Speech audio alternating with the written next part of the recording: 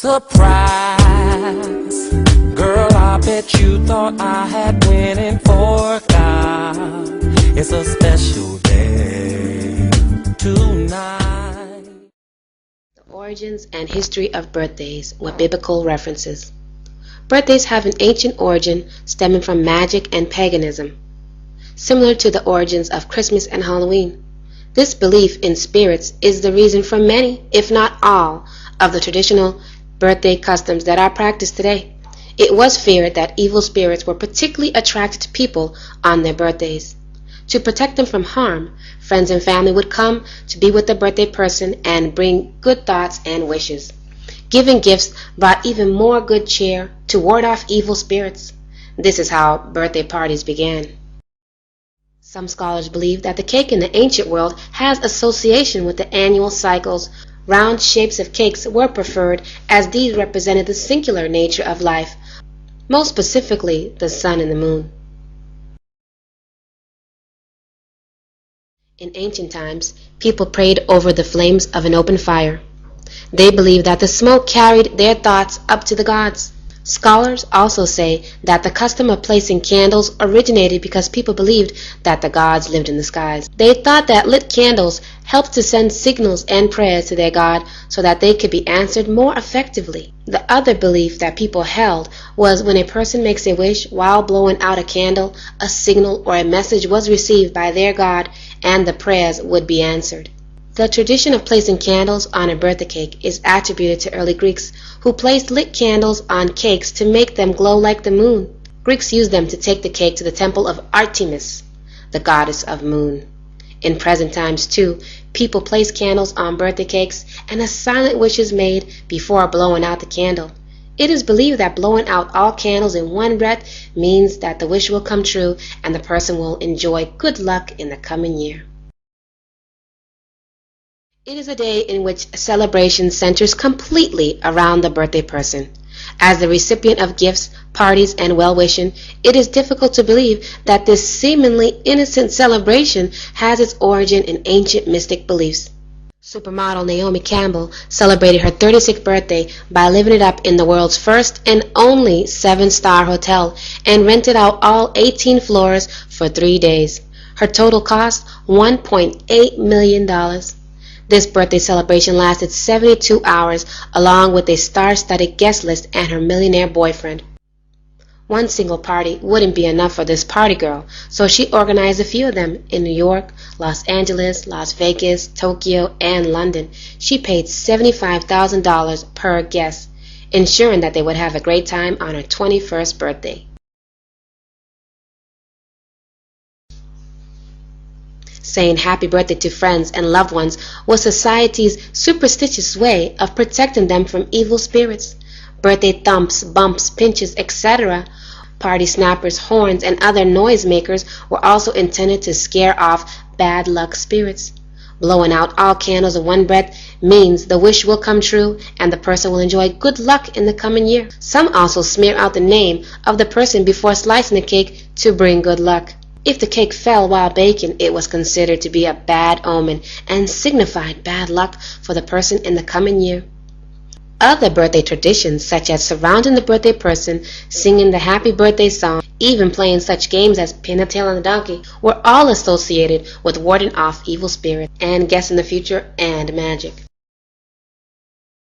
Birthday celebrations are common to the Western culture. However, the origins of this yearly celebration was always linked to mysticism and astrology. The practice of celebrating one's birth in ancient times did not exist.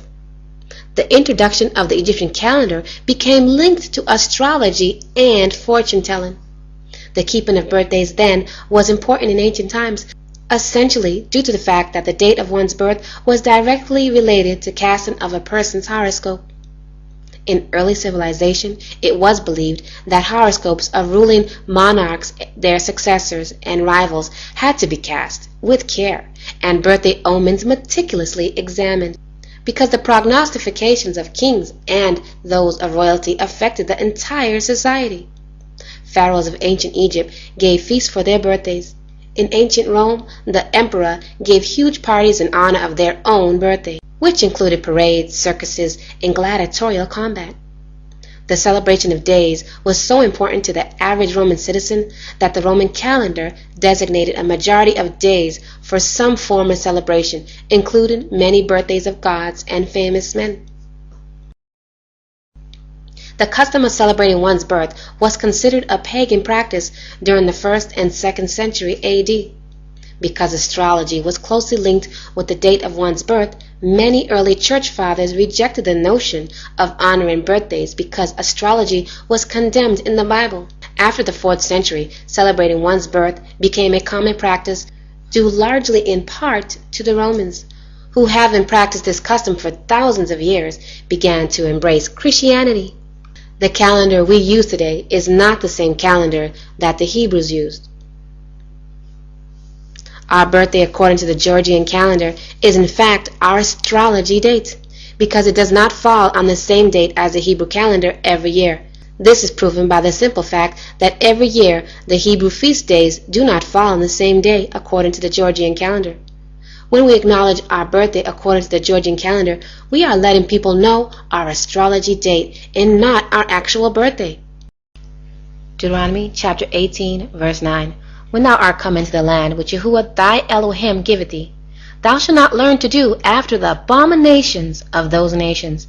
There shall not be found among you anyone that maketh his son or his daughter to pass through fire, or that useth divination, or an observer of times, or an enchanter, or a witch, or a charmer, or a consulter with familiar spirits, or a wizard, or a necromancer. For all that do these things are an abomination unto Yahuwah.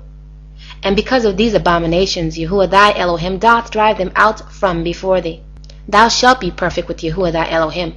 For these nations which thou shalt possess hearkened unto observer of times, and unto diviners. But as for thee, Yahuwah thy Elohim hath not suffered thee so to do. Isaiah 47, verse 13. Ye are wearied in the multitude of your counselors. Let now the astrologers, the stargazers, and the multi-prognosticators stand up and save you from what shall come upon you. Behold, they shall be as stubble, the fire shall burn them. They shall not deliver themselves from the power of the flame. The word birthday is mentioned 2 times in the Bible. On both occasions, it was a Gentile celebration in which a negative event occurred. Genesis 40, verse 20. Now it came to pass, on the 3rd day, which was Pharaoh's birthday, that he made a feast for all his servants, and he lifted up the head of the chief butler and of the chief baker among his servants. Then he restored the chief butler to his butlership again, and he placed the cup in Pharaoh's hand. But he hanged the chief baker. Also, Matthew chapter 14, verse 3. And Herod had laid hold on John and bound him and put him in prison for Herodias' sake, his brother Philip's wife. For John said unto him, It is not lawful for thee to have her.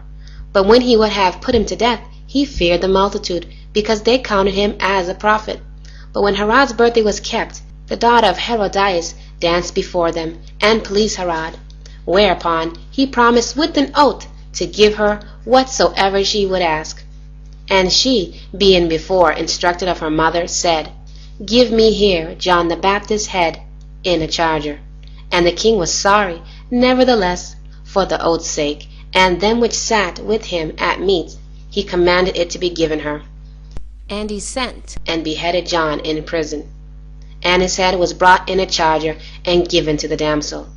And she brought it to her mother. And his disciples came and took up the body and buried it, and went and told Yahushua. Ecclesiastes 7, verse 1.